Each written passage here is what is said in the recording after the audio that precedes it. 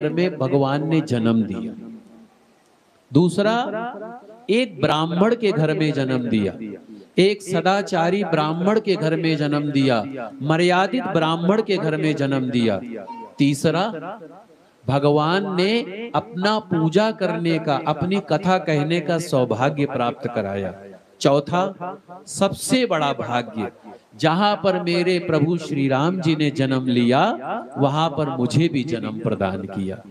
और भगवान श्री राम जी कहते हैं जहां भी मेरे अयोध्या वासी होते हैं, जहां भी मेरे अवध के वासी होते हैं, वो अयोध्या के समान ही है, वो मेरे समान ही है, अयोध्या वासी मेरे समान ही है। ये भगवान की भक्ति के ऊपर विश्वास करके, भगवान के ऊपर विश्वास करके मैं कहता हूं, तो ये बहुत बड़ा सौभाग्य है।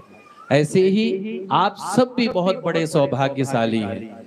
आपको अच्छे घर में जन्म लेने का अवसर प्रदान किया प्रभु ने, एक आदर्श परिवार में जन्म दिया भगवान ने, एक सांस्कृतिक परिवार में जन्म दिया भगवान ने, एक जो है भगवान के भक्त के घर में आपको जन्म दिया भगवान ने। और सबसे बड़ी बात क्या है कि आपको सत्संग सुनने का और सत्संग सुनाने का अवसर प्रदान किया है।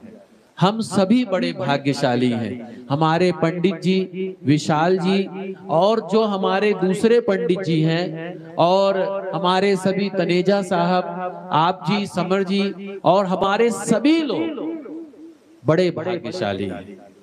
गोस्वामी तुलसीदास जी ने भी तो कहा है क्या, मैं अपने अधिकतर कथाओं में श्री रामायण की चौपाई के द्वारा मैं कथा करता हूं, क्योंकि अवध का हूं तो अवध की मिट्टी का प्रभाव तो होता ही है।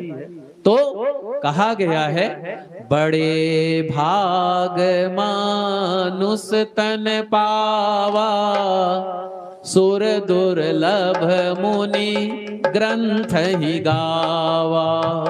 बड़े भाग्य से मनुष्य की योनि प्राप्त हुई है, और उससे भी सुर दुर्लभ बड़े बड़े ऋषियों को ऐसी योनि की प्राप्ति नहीं होती है। उसमें से कलयुग में जन्म प्राप्त हुआ है। 4 युग हुए हैं, सतयुग, त्रेता युग, द्वापर युग और कलयुग।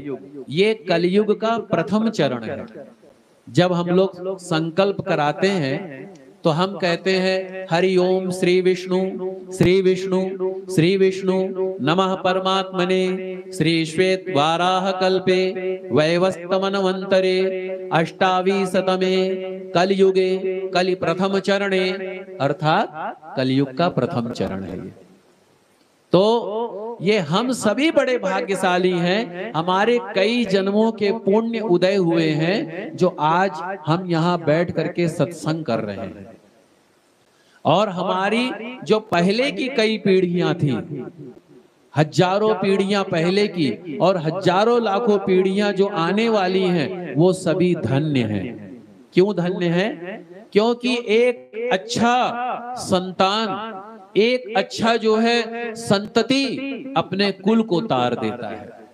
तो ये हम सभी के ऊपर बहुत बड़ी भगवान की कृपा है कि हम सभी को भगवान ने ऐसा अवसर प्रदान किया। और मुझे तो बहुत ही, मैं तरस जाता हूँ सत्संग करने के लिए। मुझे बहुत ही इच्छा होती है कि भगवान मुझे सत्संग करने का सौभाग्य प्राप्त हो। और मैं अधिकतर विद्वानों को सुनता भी हूँ। ऐसा नहीं है कि मुझे सत्संग करने में ही आनंद आता है, मुझे सत्संग सुनने में भी आनंद आता है। अभी जब बाबूजी श्रीमद् भागवत की कथा कर रहे थे डोंगरी जी महाराज जी का, तो मेरे मन में इतनी उमंग हो रहा था, इतनी प्रसन्नता हो रही थी, और आपका मैं भाव देख रहा था कथा जब आप कर रहे थे, कि आप उसी भाव में जाकर के सुदामा जी की भक्ति का वर्णन कर रहे थे आप। तो ऐसे लग रहा था आप स्वयं उस भाव में चले गए हैं। तो मुझे जो है बड़ी प्रसन्नता हुई। और कहा जाता है जहां पर जिसका जैसा भाव होता है, वैसा ही भगवान उसका कल्याण प्रदान करते हैं।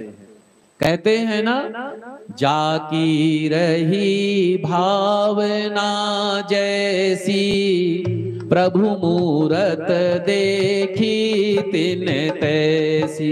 जैसी भावना रखेंगे वैसा ही कल्याण होगा। अपने माता पिता के प्रति, गुरु के प्रति, ब्राह्मण के प्रति, अपने बड़ों के प्रति, अपने रिश्तेदारों के प्रति, अपने पड़ोसी के प्रति, अपने देश के प्रति, अपने ब्लॉक के प्रति, अपने भारतवर्ष के प्रति आप जैसी भावना रखेंगे वैसा ही आपका कल्याण होगा। परसों हमारे एक भक्त से हमारी मुलाकात हुई तो मैंने कहा जी कथा कर रहा हूं तो ये रामायण परिवार की तरफ से। तो बोले रामायण परिवार क्या सारा है? मैंने कहा अवश्य है सारा। कैसे? वसुधैव कुटुंबकम, सारा संसार ही तो हमारा है।